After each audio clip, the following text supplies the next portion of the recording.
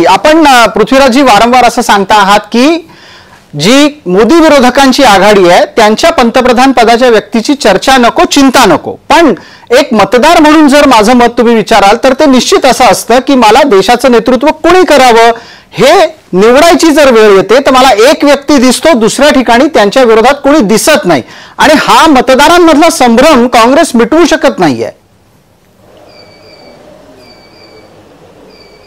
आता काँग्रेस एक पक्षच फक्त ही निवडणूक लढवत नाहीये, आमची जवळजवळ 26 पक्षांची आघाडी आहे, त्यामुळे काँग्रेसचीच काही या पदावर मक्तेदारी असली पाहिजे असं नाहीये। त्यावेळेला सगळे खासदार निवडून येतील, सर्व पक्षाचे निवडून आलेले खासदार एकत्र बसतील आणि सर्वात सक्षम उमेदवार निवडतील।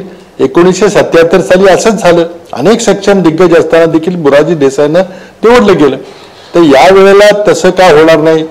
अर्थात काँग्रेसचे जास्त खासदार आले तर कदाचित काँग्रेसचा लोक आग्रह करतील की आमचा असावा।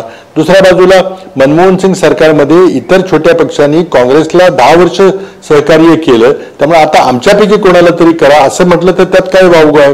त्यामुळे ही चर्चाच करू नका।